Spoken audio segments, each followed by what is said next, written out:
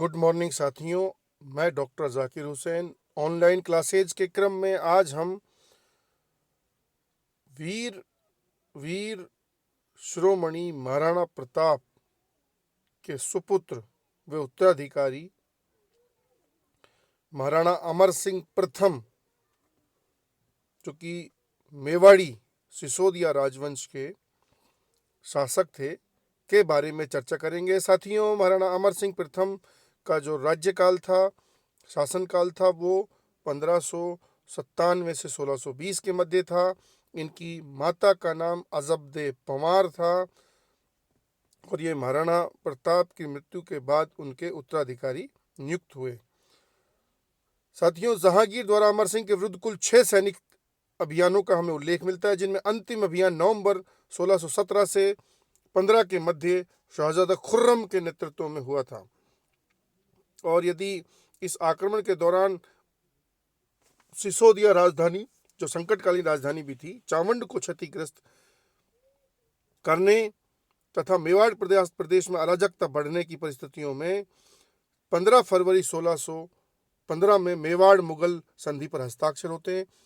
और ये संधि का स्थल साथियों गोगुंदा था। संधि पर हस्ताक्षर जहांगीर की ओर से सुंदरदास तथा शकरुल्ला शिराजी द्वारा, वहीं अमर सिंह की ओर से हरिदास झाला और शुभकरण द्वारा। मेवाड़ द्वारा मुगल अधीनता स्वीकार कर ली जाती है इस संधि के द्वारा साथियों, और लेकिन उसे वैवाहिक संबंधों से मुक्त रखा जाता है। यदि इसकी शर्तों में हम शामिल करें तो अमर सिंह के जो पुत्र थे करण सिंह, उनको 5000 मनसब तथा 1000 घुड़सवारों के साथ मुगल सेवा में उनको नियुक्त किया जाता है। मेवाड़ की अस्मिता का प्रतीक चित्तौड़ दुर्ग यद्यपि अमर सिंह को वापस लौटाया, लेकिन किसी भी प्रकार के पुनर्निर्माण का निषेध कर दिया गया। सर टॉमस रो के अनुसार जहांगीर ने मेवाड़ को समझौते द्वारा अधीन किया था, न कि किसी सैन्य बल के प्रयोग द्वारा, ऐसा उनके लिए साथियों कहा गया। उक्त संधि द्वारा गुहिलों के स्वतंत्रता हेतु लगभग 1000 वर्षों के संघर्ष पर विराम लगा दिया गया। अंततः संधि की आत्मगिलानीवश अमर सिंह द्वारा राजपाट अपने पुत्र करण सिंह को सौंपकर स्वयं के अंतिम जीवन एक सन्यासी के रूप में पिछोला झील के किनारे बिताने का हमें उल्लेख मिलता है। पुत्र करण सिंह द्वारा 1615 में अपने पिता को समर्पित पिछोला झील के एक टापू पर जग मंदिर पैलेस की स्थापना इसी समय की गई थी, जिसके प्रथम शाही मेहमान बनने का जो श्रेय था वो शाहजादा खुर्रम, जो जहांगीर के पुत्र थे, उत्तराधिकारी पुत्र थे। साथियों, पिछोला झील के द्वितीय टापू पर महाराणा जगत सिंह द्वितीय द्वारा 1746 में जगनिवास महल की स्थापना का हमें उल्लेख मिलता है। अमर सिंह की छतरी आहड़ में है साथियों, और अमर सिंह की छतरी महासतियों की छतरी भी इसको बोलते हैं। मेवाड़ी राजघराने की ये पहली शाही छतरी यहाँ पर स्थापित हुई थी, और आहड़ को हम जानते हैं कि ये मेवाड़ी राजघराने का शाही शमशान घाट भी था। यद्यपि एक शासक जो बाद में राज सिंह होते हैं, उनकी छतरी हमें कुंभलगढ़ में मिलेगी। यदि हम अमर सिंह की बात करें तो उनके दरबारी विद्वान पंडित जीवाधर ने अमरसार नामक ग्रंथ भी रचा था। साथियों, महाराणा अमर सिंह प्रथम के बाद के जो शासक हैं वो है महाराणा करण सिंह। 1620 से 28 इनका पीरियड था। मेवाड़ की ओर से मुगल मनसब प्राप्त करने वाला वह प्रथम महाराणा था। उदयपुर में उनका राज्याभिषेक कराने वाले प्रथम मेवाड़ी शासक महाराणा करण सिंह थे, यानी जो उदयपुर शहर था उसमें उनका राज्याभिषेक हुआ। उदयपुर में दिलखुश महल, करण विलास महल की स्थापना उन्हीं के द्वारा की गई थी। और साथियों, करण सिंह के बाद जो शासक बनते हैं वो है महाराणा जगत सिंह। और यदि महाराणा जगत सिंह के हम, जो कि महाराणा जगत सिंह प्रथम के नाम से प्रसिद्ध था, इनके हम राज्यकाल की बात करें तो इनका राज्यकाल 1628 से 1652 था साथियों। और उदयपुर में सपनों में बने मंदिर की संज्ञा वाले जगदीश या जगन्नाथ मंदिर की स्थापना इसी समय होती है। इसी मंदिर के निकट अपनी धाय माँ नौजूबाई का मंदिर भी स्थापित किया था इन्होंने। मेवाड़ की मेवाड़ी चित्रशैली का यह स्वर्णयुग था। इस हेतु उदयपुर में चितेरारी ओवेरी तस्वीरारो कारखाना की स्थापना भी होती है। मेवाड़ मुगल संधि का प्रथम सैद्धांतिक विरोध इन्होंने ही किया था, जगत सिंह ने। महाराणा राज सिंह इनके बाद शासक बनते हैं साथियों। 1652 से 1680 उनका समय है। राज सिंह और मुगलों के संबंध की विवेचना एग्जाम में पूछी जाती रही है।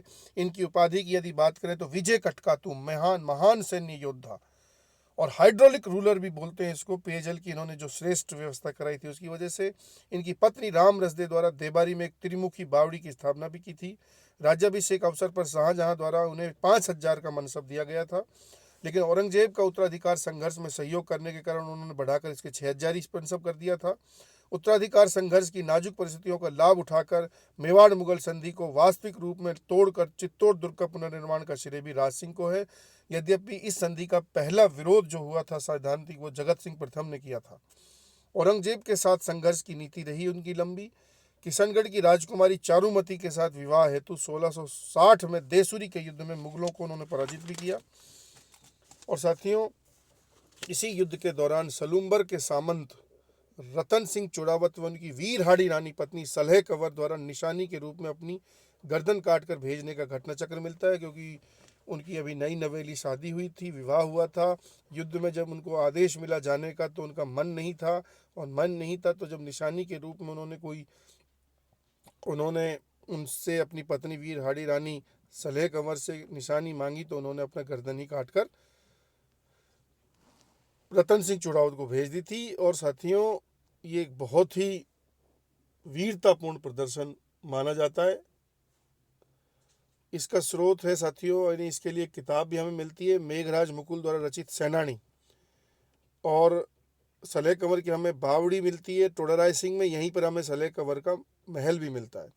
1669 में औरंगजेब की मंदिर तोड़ने की नीति की का केवल उन्होंने प्रतिकार किया, यानी राज सिंह ने, बल्कि विरोध स्वरूप 1671 में वल्लभ संप्रदाय की मुख्य पीठ के रूप में श्रीनाथ जी मंदिर का निर्माण किया साथियों। और 1676 में कांकरोली के द्वारकाधीश मंदिर का निर्माण भी उन्होंने ही किया था।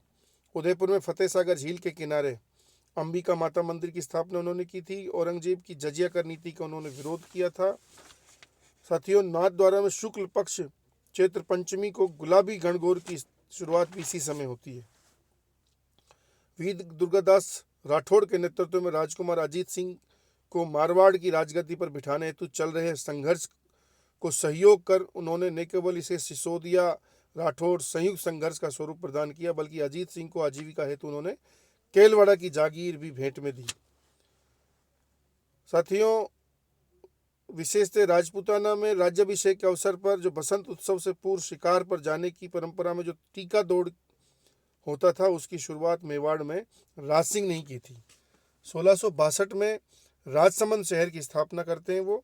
1662 से 76 के मध्य अकाल राहत कार्यों के तहत राजसमंद झील की स्थापना भी उन्होंने की थी। झील के किनारे घेवर माता का मंदिर भी हमें मिलता है साथियों। डॉक्टर गोपीनाथ शर्मा द्वारा साहित्य के क्षेत्र में उनके विशेष योगदान के कारण राज सिंह के काल को मेवाड़ में स्वर्ण युग की संज्ञा दी है।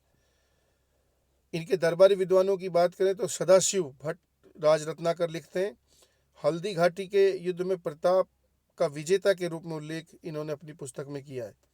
मानकवि ने राजविलास लिखा, किशोरी दास ने राजप्रकाश लिखा, रणछोड़ भट्ट तेलंग ने अमर काव्य वंशावली, दलपत विजय ने खुम्माण रासों, बप्पा रावल से लेकर राज सिंह तक की वंशावली है खुम्माण रासों में। मेवाड़ की नाथ द्वारा चित्रशैली का स्वर्ण युग भी यही पीरियड था। इन्हीं के समय में नाथ द्वारा में चुंदड़ी तथा गुलाबी गणगौर की शुरुआत भी होती है साथियों। उनकी राठौड़ वंशी पत्नी होती है। उनके प्रभाव से मेवाड़ में धींगा गंवर यानी गणगौर की शुरुआत बैसाख कृष्ण पक्ष तृतीया को विशेषतः सुहागिनों द्वारा 16 दिनों तक पूजा का विधान होता था इसमें। अगर हम इसी क्रम में चांदमल गणगौर की बात करें तो इसका संबंध बीकानेर से है साथियों। तो साथियों, आज हम इतना ही रखेंगे। अगली क्लास में फिर एक नए टॉपिक के साथ मिलते हैं। जय हिंद साथियों।